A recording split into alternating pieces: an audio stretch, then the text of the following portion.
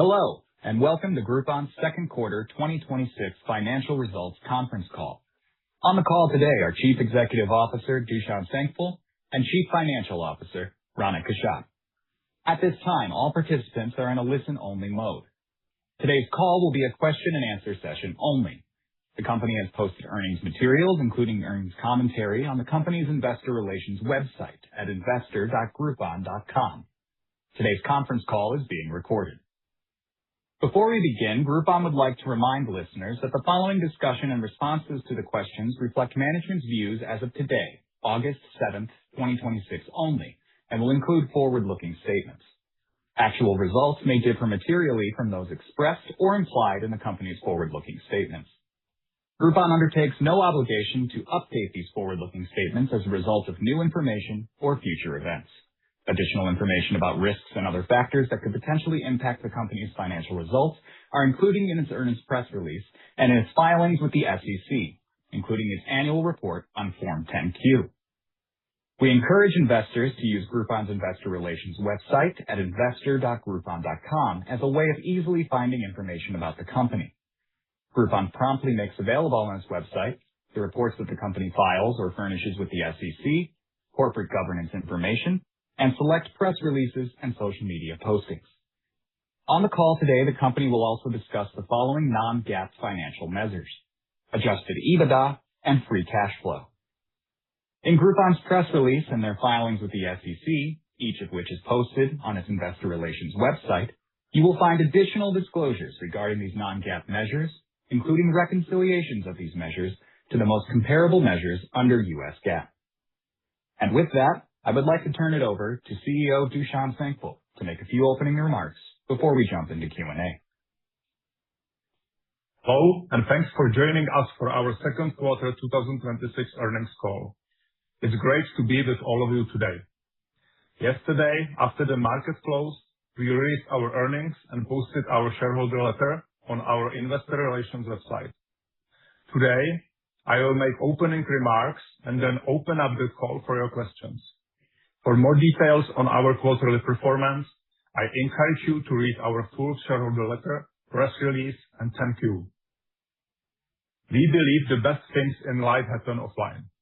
As the world becomes increasingly digitized, we believe demand will grow for analog, in-person experiences and for the digital pathways consumers use to identify, discover, and book those experiences.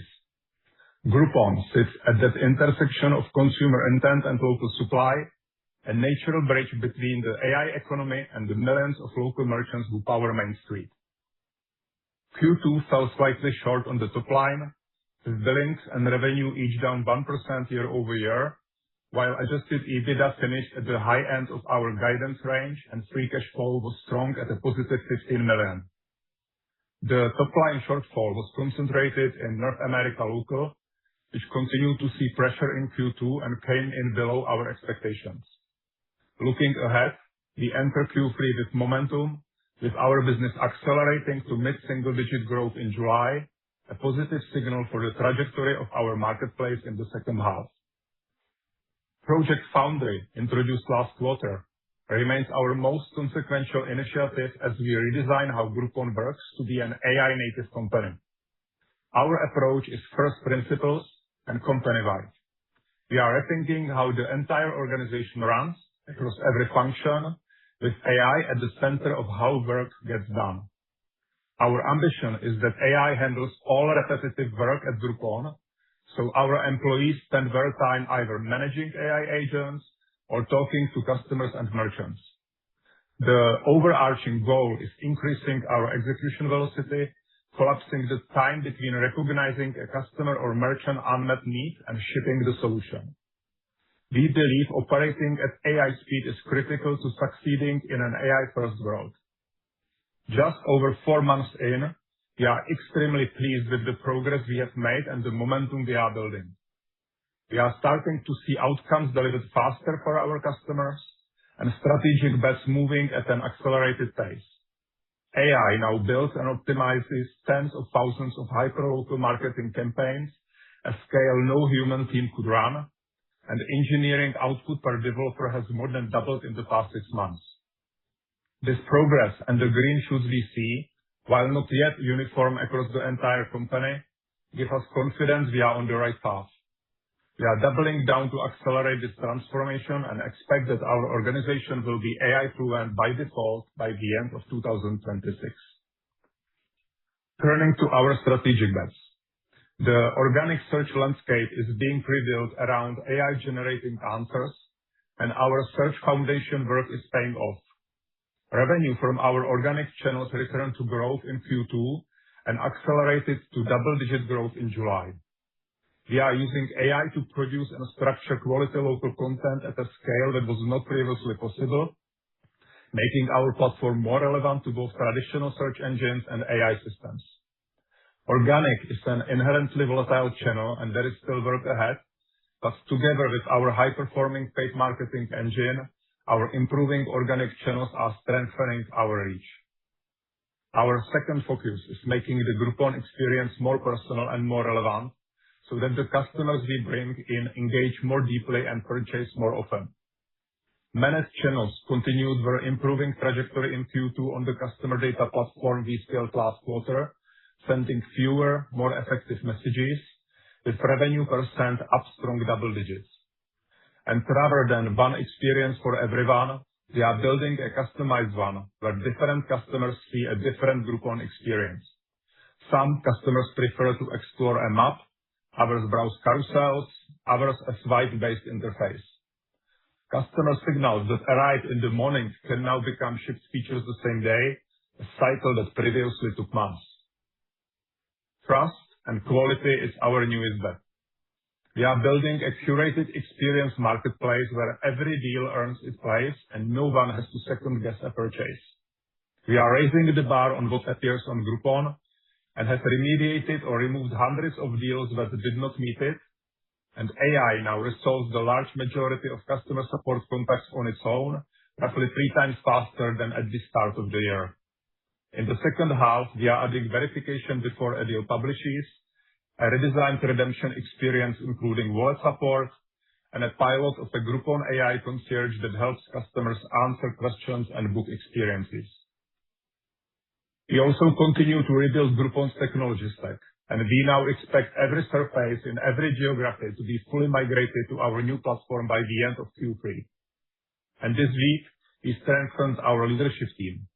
Adi Rajkumar joined Groupon as Chief Operating Officer, and Mark March joined as Vice President of Marketplace Strategy and Operations, both with operating experience from some of the most successful local marketplaces. Our North America local supply engine has been running behind our expectations, and we are excited to see the impact Adi and Mark will drive there. Turning to guidance. For the first quarter, we expect billings growth of 4 to 6%, revenue of $228 to $130 million, adjusted EBITDA of $19 to $21 million, and negative free cash flow in the quarter. For the full year, we are maintaining our outlook. Billings growth of 3 to 5%, revenue of $513 to $523 million, adjusted EBITDA of $75 to $80 million, and free cash flow of at least $60 million. Our outlook implies second half revenue growth of approximately 6% at the low end and approximately 10% at the high end. We expect the pace of growth to accelerate through the balance of the year, supported by easier year-over-year comparisons, additional marketing investment, and increasing contribution from our strategic bets. The acceleration of our outlook requires runs ahead of our current pace, and a slower ramp across these drivers would affect our ability to reach it. We are confident in achieving our fourth consecutive year of improving revenue growth. Taking a step back, we are building a platform on 3 compounding capabilities: AI-native experience marketplace builders, a technology stack built for AI speed, and data that makes local commerce legible. As these capabilities compound, so does our ability to deliver on our mission to get people offline through quality local experiences at great value. This is accompanied by effort, and I want to thank every Groupon employee for the ambition and energy they are bringing to it. With that, let's open the call for questions. Thank you, Dušan. Our first question comes from Bobby Brooks from Northland Capital Markets. Bobby, you can now unmute your line. Hey, good morning, team, and thank you for taking my question. I wanted to get a better understanding of the new UI rollout and the phasing of that, because just when I check out the website, I still get the classic UI, so just was curious to kind of hear more on that on a granular level. Okay. Bobby, thank you for the question. I will talk about two pieces here. For right now, already several years, we are talking about ramping up a new mobile next platform. And just a few minutes ago, I was talking about our plan to finish the full migration in Q3. This new interface is right now powering all our countries, all our surfaces, and we are really in the last phases of migration and updating the users who are, some of them are still on the old version, mainly of the application. And we are cleaning up the last and least used parts of the interface. This is one critical piece of our efforts to improve the user experience, because this new platform unlocks a ton of new opportunities, and the pace of development which we have on the new platform is completely different versus what we had on the old platform. Second part of that question is about the user experience which we are improving on this new mobile next platform. We were talking about personalization that I was sharing, and part of our management team, multiple posts on LinkedIn or X, where we were showing examples of the interface.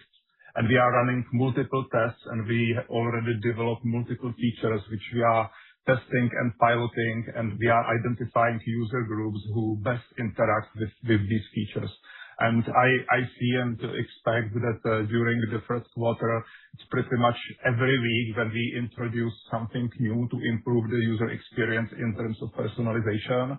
And last but not least, I was also talking about the quality bet. And here we were talking about it mainly in terms of how we are improving deal quality and making sure that the deals have proper pricing, great customer experience. However, there is also a second very important part of this bet, and this is customer experience. You can see on tens of thousands of deals on Groupon across several countries already much improved customer experience in terms of showing the most important parts of the deal and parameters, for example, next to the options. So it's very clear when you are buying this option of the deal, this is what you are getting. We are also taking most important parts of the fine print from the deals and showing it in very visible way to customers, so that they are very clear on what they are getting and there is no confusion after the purchase. So this is combined effort on multiple fronts. Because for me, my goal is to build a marketplace which brings trust to customers. Customers who will be buying on Groupon, they need to build the trust and know that if I buy something on Groupon, I will get what I was promised to. I will get quality deal at a great price. For sure. I really can appreciate that on the building the customer trust. And to piggyback on that, it is really encouraging to hear that emphasis today on building the trust and quality. So I just wanted to hear what might be some of the KPIs you and the team will be watching to track your progress there. So ultimate metric which we are all watching here is purchase frequency. Obviously, this is the key metric which will drive value also for shareholders. But internally, this is the metric which more and more teams which are participating on activities which I'm talking about is looking at. And internally, we are going a little bit deeper, and we are really right now with the platform which we built and migrated over really the last several years. We cut our customer base into multiple segments. So we are really looking on performance of new customers. We are looking on performance of what we call champions, for example, on the platform. And pretty much every week and every month, we are looking on what features we delivered, how they are impacting behavior of these customers. So one example of very important metric which we are following is conversion to second purchase. If we have new customer on the Groupon, how many of those customers within, for example, next 7 or 30 days after that first purchase, they will do the second purchase. I would maybe slightly jump to the topic which is partially related to it. Initially, when we were rebuilding Groupon and marketing, we were very transactional. We were looking really only on that first transaction. Now with all the capabilities which we have, we start moving in the direction on looking on lifetime value. We are optimizing campaigns not only based on what they bring in 7 days, but we are looking on the type of customers they are acquiring, and we spend money differently if we see that the profile of customers is this is one and only, one and done type of customer, or whether it is a customer who purchased a product which is typically purchased 2-3 times a year. We are reallocating our resources more towards the campaigns which are bringing the customers with better purchase frequency in general. That's terrific to hear. And then it was also just exciting to see during the quarter the marketing partnership you did with the McDonald's loyalty app. And so I just wanted to ask how you thought that played out. Could we maybe expect similar shorter duration partnerships like that in the future? And maybe just generally, what do you think that should show to investors about, because it does feel like you probably wouldn't have been able to do that maybe 2 years ago or even 18 months ago. So just wanted to give you the floor there. So yes, it was our first partnership of this type with McDonald's, but last few months internally we are talking a lot and figuring out the ways how to expand this. Again, when you think about how the transformation was evolving, originally we were really focused just on, I would call it like transactional marketing, which brings revenue immediately because this is what we had to fix. Now when our marketing engine is on this bottom part of the funnel is really working very well, scaling, understands what type of customers we are purchasing. We are expanding the marketing. We started already with brand campaign in Q4 last year, and we continue with brand activities during this year. We are getting knowledge and experience in the influencer marketing, where we will need to double down, and this will be one area where we will be visible and investing more and more in coming months and quarters. And McDonald's, this type of partnership, which we will be bringing more and more with like recognized brands. And it's definitely not just McDonald's. You can see many other great top companies on the platform. But internally right now we have an initiative to bring them more because it simply brings Groupon visibility. It brings huge amounts of customers exposed to Groupon brand going forward. So my plan is to show more of these. Awesome to hear. I'll jump back in the queue. Thank you, Bobby. Our next question comes from Eric Sheridan from Goldman Sachs. Eric, you can now unmute your line. Thanks so much for taking the questions. I'll just give you 2. First, can you go a little bit deeper in what you're seeing in June and July that increasingly gives you some confidence around the way you're framing the back part of the year versus the front part of the year? And is there a way to tease out sort of maybe macroeconomic relative to some of the things inside of your control and structural on the product development side? And then the second question would just be, when you think about aligning your strategy over the medium term, how do you think about the strategy evolving towards more frequency of behavior among buyers? So, you're not only seeing the buyer growth, but you're also seeing some of the elements of frequency. Really appreciate it. Thanks so much. Okay. Thank you, Eric, for your questions. On June and July, first of all, for the rest of the year, I expect that we know that the comparisons will ease from here. Really, July wasn't an easy month for us in terms of compare. So we are happy with where we are standing right now. And then few drivers which are very important for the further acceleration in the rest of the year. We finished majority of the platform rollout, which was a huge drag and huge project for us last few years, really. The last outstanding pieces will be finished in Q3, but really vast majority of Groupon customers is now using new platform, so it gives us the speed. We progressed significantly also with organic revenue, which is especially in SEO, growing double digits, and we are in much better position with managed channels, which are responsible for sending push notification emails to our customers. We should be improving our customer life cycle.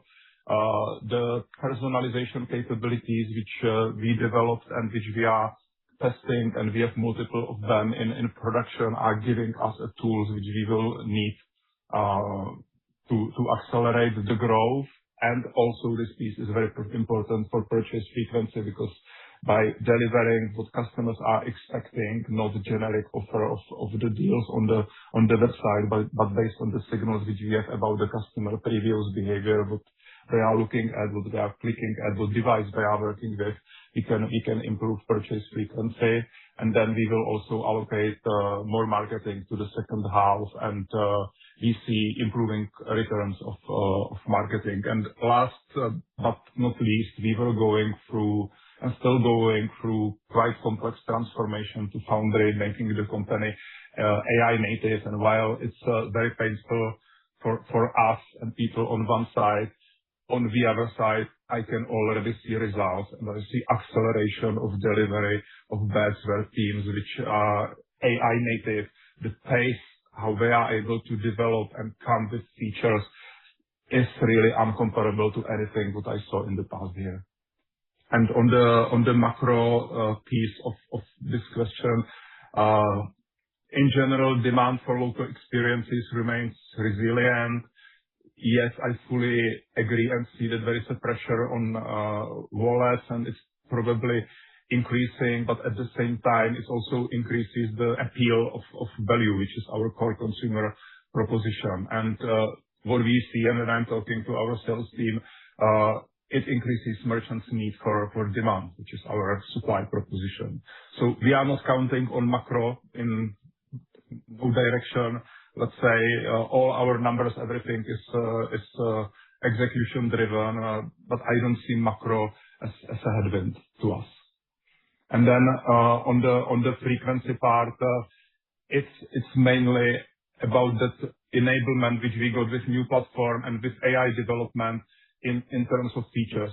We are really seeing so many new features for customers where we measure how they appeal and how they change their behavior.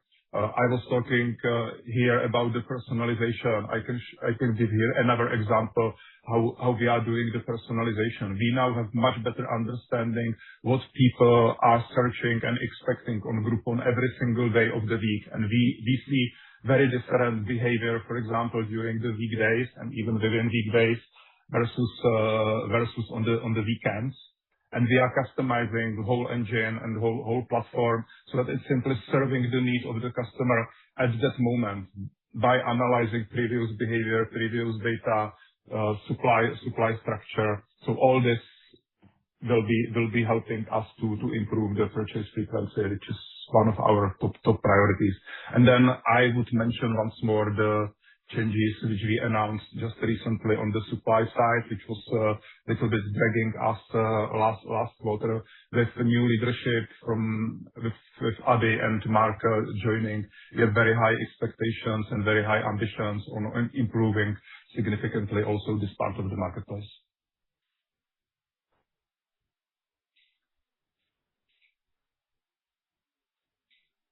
Thank you, Dusan, and thank you, Eric. We'll continue to take questions from the investors on the line, but the company would like to now take written questions that they've received via X and Reddit from their retail investor community. The first written question comes from Lone Wolf V on Reddit. A reoccurring perception is that buying a Groupon can be a gamble because the quality of the merchant or redemption experience is inconsistent. What is management doing to raise merchant quality and rebuild trust in the marketplace? And which metrics would demonstrate the customer experience is actually improving?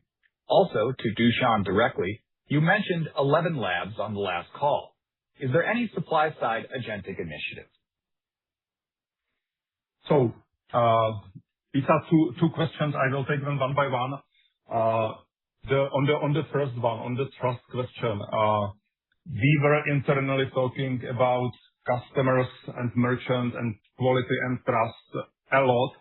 However, we didn't have tools ready to make some impact. But this has changed, and this is the reason why we launched this trust and quality bet inside the company. This is one of our top priority bets inside. We are building curated marketplace where every deal earns its place. We are raising the bar on what appears on Groupon, and we are removing deals that do not meet this criteria. With AI, we are building also capability to be pricing expert. We are analyzing the pricing of the merchant. We are analyzing what are the prices in the neighborhood of that merchant, so that we can become really a place where customers can come and rely that they will get great quality deals at an amazing value. Our AI is daily going through all the feedbacks and customer conversations, so we can immediately, on the fly, improving the deals on the platform. And it may happen that merchants may do some edit or change the content of the deal, which makes it not so easy to understand for customers what they get. When we get first one or two complaints from customers, our AI is able to detect it and just resolve it or escalate it so that our sales team can go and discuss with merchant how to make it better for the customers. We are changing the user experience. When you go to the website and on most of the deals, or you will see for each option what is included, what is not included. In the past, it was not very clear. We had fine print, which was not easy to read. Now on plenty of deals already, and it will be on 100% of deals in near future. Most important elements which are impacting customers are visible and presented, which will increase the customer satisfaction. Obviously, it's a trade-off with slightly lower, but typically, statistically not significant lower conversion, but then much better customer experience with much lower refunds versus previous status, and then with increased purchase frequency. We are bringing also visibility of merchants availability. We are looking into their booking systems, even if they are not integrated on Groupon. We already have quite a lot of deals where we are showing the visibility, which otherwise customers had to go to merchant website, click on their booking system and find it. So it's all increasing the trust, and it's all increasing customer experience. And the main metric, and we have like 10 metrics behind this internal, the main metric is repeat purchase, because this is the most important metric for all of us and for our shareholders, and one of our biggest focuses right now. The second part of the question about the supply piece, the AI voice agent program for merchant outreach continues, and our objective stands. The majority of new merchant meetings set by AI agents by the end of this year, with our sales team really focused on qualified conversations. And we are expanding actually this voice pilot, which was originally just AI SDR, calling to merchants, try to book a meeting, to very broad integrated AI-driven acquisition engine, which starts with better understanding of the opportunity for each category and neighborhood, meaning like in this neighborhood, we need a deal like this, and the AI orchestrating all the channels advanced, meaning, yes, we will send email, we will launch a paid campaign in that area to acquire merchant. We will launch also AI call. Based on the results, we will define what's the next best approach.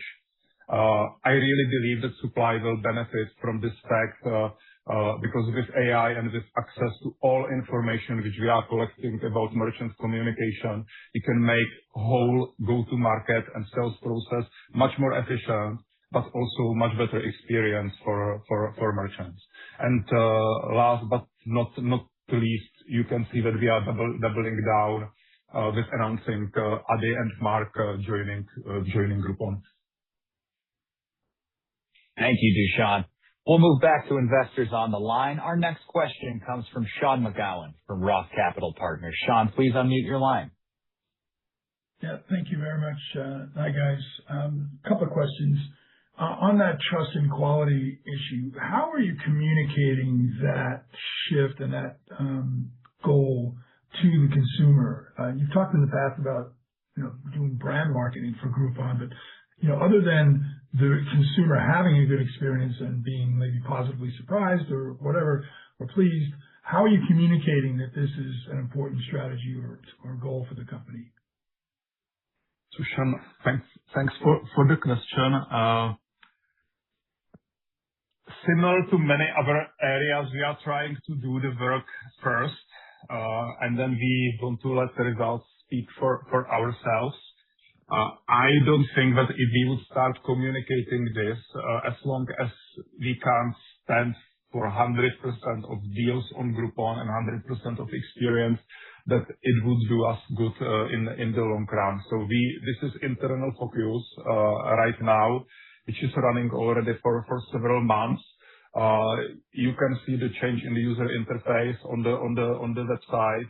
And when we will ramp this up to 100% of deals and we will be internally happy, then we should be expanding this into like more marketing and more promotional communication, which we can do through some types of guarantees which Groupon can be providing to customers. Okay, that's helpful. Shifting gears, so you talked about July, seeing, I think, a return to mid-single digit. I assume that's across the whole company. So can you parse that out a bit more? Like, what are the implications for North American local, international local? What are you seeing on a more detailed level? Rana, do you want to take this question?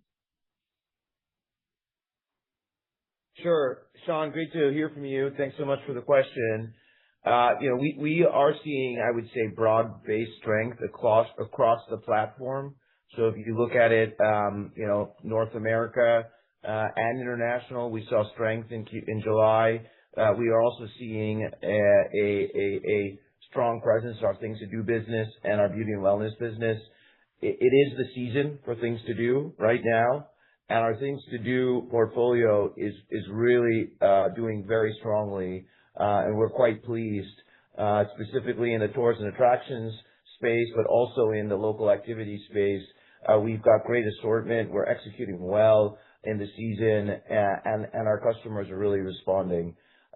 So we are seeing strength. North America has picked up, but really, the comment we made was for the whole company.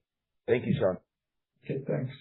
And then my last question is, you've got so many initiatives that you've talked about over the last, couple of years, and Foundry being, very important but very recent one. So are you able to identify any of the improvement that you've seen so far? And I know it's early days, but is there anything you could point to in this uptick that you're seeing recently that you would say is directly attributable to Foundry, or is it still too early to start to see any benefit from that in those numbers? So the way how we were talking externally about Foundry, but this is also how we do it internally, is the sequencing that the operating engine needs to be changed first. We are really not trying to build some shiny stuff visible from outside. I just want to make sure that we operate internally with AI pace, that we have all the data, all the harnesses. When a new person comes, the AI support, which they will immediately get, will help them understand all pieces of Groupon. And I see significant results here internally. Even when Mark was joining and providing me feedback on what he got, it was super positive feedback. And the way how the data are available for all teams, how we share scales, how we have the data packages for everyone who wants to understand some segment, how it's pre-configured so that they can talk to AI about all the data. We can already see it, and this is behind the internal acceleration of the bet and seeing how teams are speeding up. Also, the Foundry and the way how we are really based on first principles rebuilding the company, it goes towards the way that teams are smaller. We call them speedboats, much less people, 2-3 people working on fairly big initiatives means much less meetings. So internally, we already see that pace. We would not be able to have all the personalization features implemented if we would not do it in AI. The financial impact, it's coming after that, and We believe that it will be coming through better features, reaching customers faster, seeing better results from marketing, identifying needs of customers, and same day week delivering and solving them. But I'm not able right now to share the expected numbers. Internally, I'm really pleased because this initiative started at the end of March, and this is by far the biggest impact of what I saw in the last 3 years on Groupon, how we operate, and most importantly, how we are able to deliver results. Hey, thank you. Thank you, Sean. We'll take one more written question from X, from Evan Louisville. What is the plan to get a generation that has never really used Groupon to try it for the first time? And what early evidence would you point to that it's working? Specifically, are you seeing changes in first-time purchases, customer age mix, acquisition costs, or repeat purchase rates among newer cohorts? So I would cover this from 3 different perspectives. First is the reach. We are rebuilding the organic part of our traffic acquisition, and at the same time, paid marketing engine. We will be doubling down also on influencer marketing. We see improving returns. We see more traffic actually on the website because we have unique content which is and will be valuable in the future. We have much better granularity in understanding what is the traffic and what are the customers coming. So within these groups, with the personalization project I was talking about here multiple times, we will be able to provide a different Groupon experience for younger generation, show the product which are more appealing to them. That product piece is very important. It's new app experience, different onboarding, and this is built for people who never used Groupon. And I expect that we will see very, very different onboarding experience rolled out completely in Q3. So it will make easier for new joiners to understand what Groupon can bring, what is the product proposition. And then on inventory side, we have new formats. We are really thinking like what can be appealing to younger generation. For example, I can mention our tours packages that found viral organic traction, who reach customers who never responded to the classic deal format. And you can see that active customers grew again this quarter, and our conversion on new surfaces, which we released recently, is improving. Thank you, Dushan. We have a follow-up from Bobby Brooks on the line. Bobby, you can unmute your line. Hey, thanks guys for taking the follow-up. On the onboarding high-quality merchants, obviously that's been a key goal during this whole transformation in the marketplace. And I just wanted to ask on your approach to win these new merchants. It's kind of shifted the last couple quarters, and last quarter I think you specifically called out using some AI voice agents to make those broader based calls and with the goal of just setting up that first follow-up with one of your actual sales agents. So just wanted to hear how that has progressed and like what you've seen there. Okay, thank you for the question. There is an overlap of what I was talking about with that question coming from X.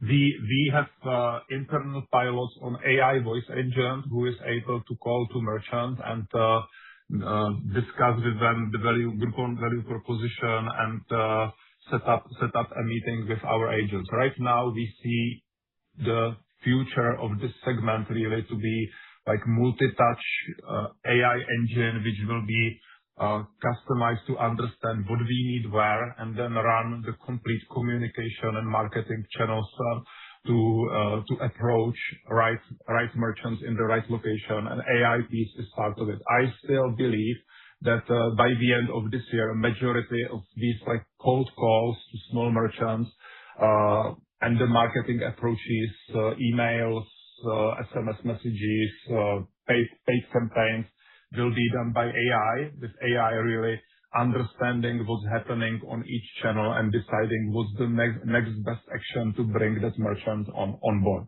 This is like go-to market from technical point of view, how to get merchants.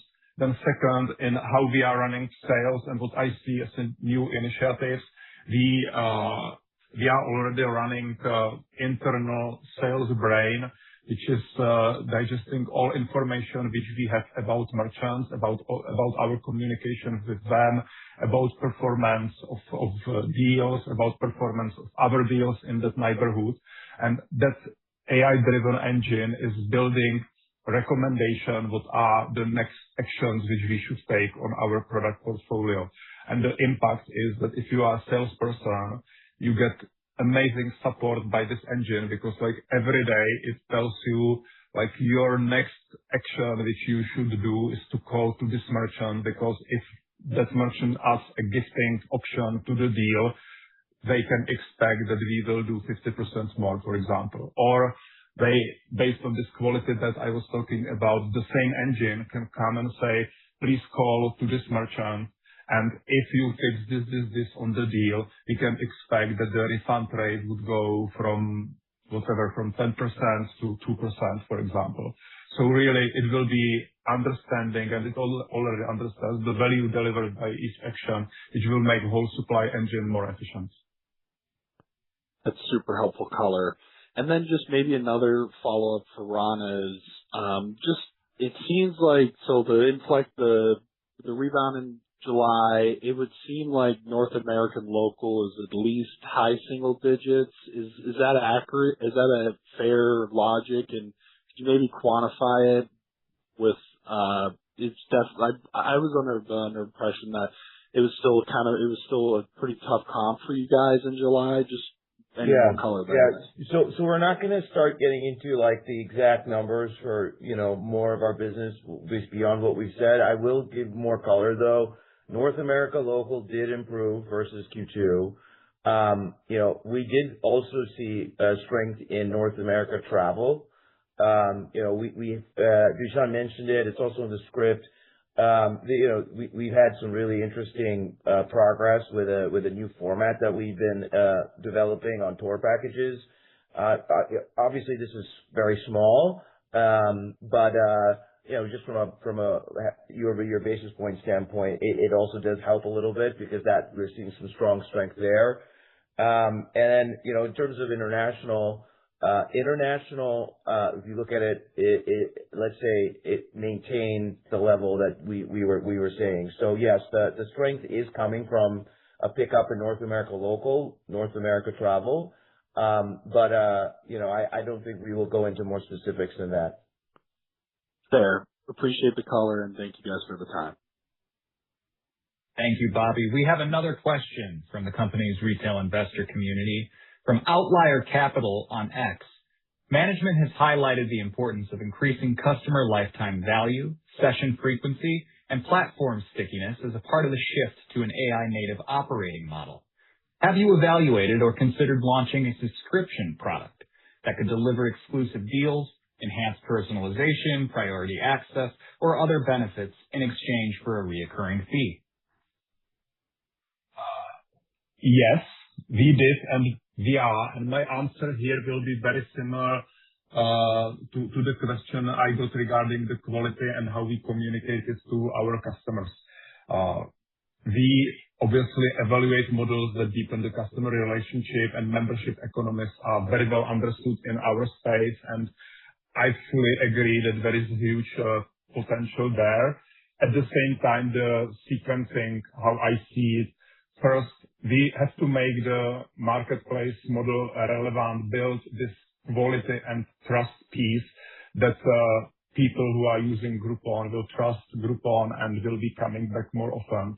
At that moment, we should be introducing more stuff, the stuff I was talking about, maybe some guarantees. But at the same time, it will be a right moment also to introduce again membership, because that membership would be worth paying for. The capabilities which we are building, personalization, the platform which we have for managed channels, the trust and quality that are all the pieces and assets which would unlock us the future membership product in the future. But at this moment, we have really nothing to announce.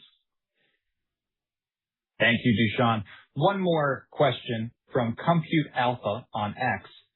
I would love to have management address if they are working to implement the UGC marketing that you have mentioned you should start doing. I think it's an amazing idea. So many influencers who document local activities should be making more Groupon UGC. Seems like a no-brainer, and would love to hear management's thoughts on this. So I fully agree. I was mentioning earlier on the call that we started rebuilding the bottom of the funnel marketing initially, and now we are really moving up in the food chain here, I would say, towards the upper funnel marketing. And UGC is an area where, yes, we are already running some experiments. We have some influencers who are generating really like tens of millions of impressions for us. But I think that the opportunity is much bigger versus what we do right now. We are still in the phase that we are building internal toolings for this. With all the AI development and unlock through Foundry, this is now possible, and we want to be ready to really be like a place where influencers can come, they can select their deals. We would even provide an interface where they can ask AI to build them their own like influencer mini website with their selection. We will even build a functionality which would allow anyone who is, for example, running some local community to have their set of deals there run just for their community, even under their own name, and promote it. With this functionality, we will be approaching mainly the micro and small influencers, local influencers. But I would like to expand this also to local communities, because we can share the portion of the revenue and make it as a part of even like self-funding of small local communities. Thank you, Dusan. There are no other questions, so this will conclude our call for today. Thank you everyone for joining us. For additional information, please go to investor.groupon.com.